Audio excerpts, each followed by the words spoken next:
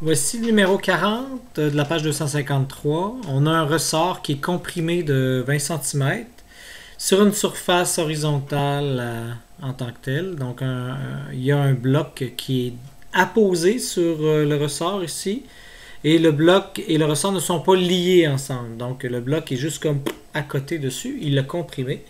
Et là, maintenant, on va lâcher tout ça. Donc, en lâchant tout ça, le ressort va vouloir donner de l'énergie. Il va vouloir pousser là-dessus. Donc, il va pousser sur le bloc. Il y a du frottement sur la surface avec un coefficient de 0,4, puis la constante de rappel est de 80 newtons par mètre. Donc, la première chose qu'on va demander, c'est lorsque, ici, on va se rendre à l'endroit où l'allongement est nul. Ça veut dire la position x égale à 0, en fin de compte, là, pour nous. Là. Donc, on veut savoir le travail qui est fait par le ressort, le frottement, dans le fond, là, en tant que tel. Donc, on veut savoir en A le travail effectué par le ressort sur le bloc jusqu'au point où il quitte le ressort, donc jusqu'à l'allongement nul. Le travail effectué par la force de frottement jusqu'au point où il quitte le ressort. Le module de la vitesse à laquelle il va quitter, en fin de compte, le ressort, donc à cet endroit-là, dans le module de la vitesse. Puis en D, ben là, on demande quelque chose d'autre, c'est-à-dire jusqu'où il va se rendre le bloc avant de s'arrêter. Donc, allons-y comme ça. Donc, en A, trouvons le travail qui est fait par, je ne vais pas dire n'importe quoi, le travail qui est effectué par le ressort. Donc, le travail fait par le ressort, on sait que le travail fait par le ressort, c'est moins une demi K position finale au carré moins position initiale au carré. On pourrait le mettre comme ça. Donc, en tant que tel, ben, on y va. Donc, c'est moins une demi fois 80. La position finale, c'est 0. Donc, si ça devient 0, hein, il est à l'allongement nul. Moins la position initiale, s'il est comprimé de 20, par définition, on a dit que on va toujours mettre l'axe des x vers l'allongement.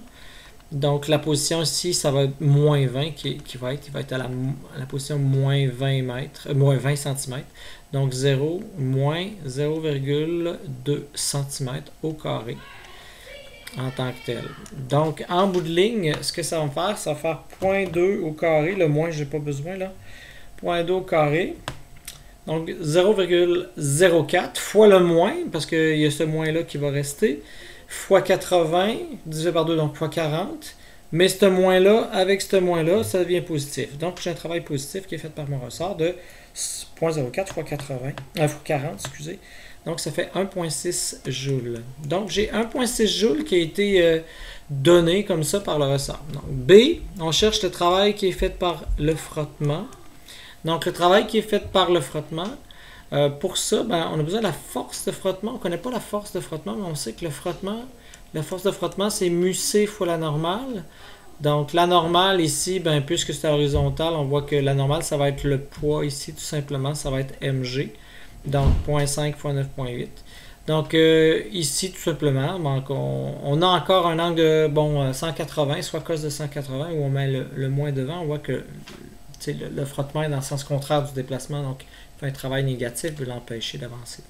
Moins mu cn fois, dans le fond, ma distance qu'on pourrait appeler delta x.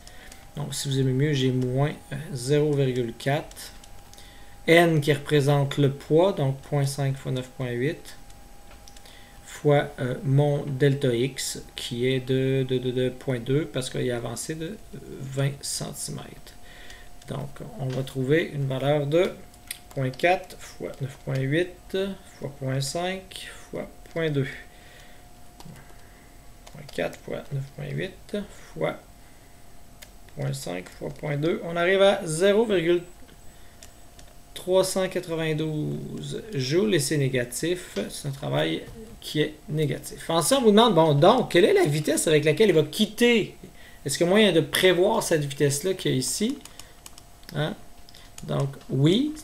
Quelle était la vitesse initiale? Ben, la vitesse initiale, c'était 0. Il était initialement, en repos. Donc, ici, dans le fond, ce que je sais, c'est que la somme des travaux que j'ai fait pour cette situation-là, ça va être la variation d'énergie cinétique.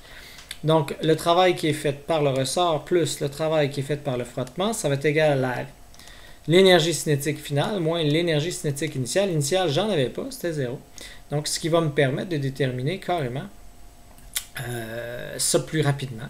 Donc, ici, vous voyez, j'ai 1,6 moins 0,392 va être égal à 1/2, la masse qui est 0,5, fois la vitesse finale, donc la vitesse au moment où il quitte le bloc, au carré. Donc, la vitesse au carré va être égale, je vais faire la racine tout de suite, ça va être plus rapide. La vitesse va être égale à 1,6 moins 0,392 fois 2 divisé par 0,5. Bon, en tout cas, racine. On arrive à 2,198. Donc, on pourrait dire 2,2 à peu près, là. 2,2 mètres par seconde. Maintenant, pour le numéro D, donc quand on lit numéro 2, on dit la distance parcourue par le bloc à partir de sa position initiale. Donc, on sort toute la distance qui a été parcourue par ce bloc-là. Donc là, dans le fond, ce qu'on pourrait faire, c'est trouver la distance que ça y prend pour s'arrêter. On peut le faire avec l'énergie, ou on peut le faire avec la somme des forces égale ma, trouver l'accélération. Avec l'accélération qu'on a la vitesse initiale, qu'on a la vitesse finale, trouver le delta x. Ça va être long. On pourrait le faire. Mais à la place, moi, je vous invite à, pourquoi pas, continuer de dire, on sait que la somme des travaux, c'est égal à la variation d'énergie cinétique. Bon, dans la deuxième section, quelle est l'unique force qui va forcer? C'est le frottement. Je ne sais pas si vous voyez, pendant cette deuxième section-là, où est-ce que là, il va revenir avec une vitesse de 0, le ressort ne touche plus. Là, hein. Le ressort, il quitte à l'allongement nul. Là, le ressort ici, là, il arrête de toucher. Donc là, ici, il est libre. Donc, puisqu'il est libre de se promener, il y a seulement le frottement qui va faire un travail dessus.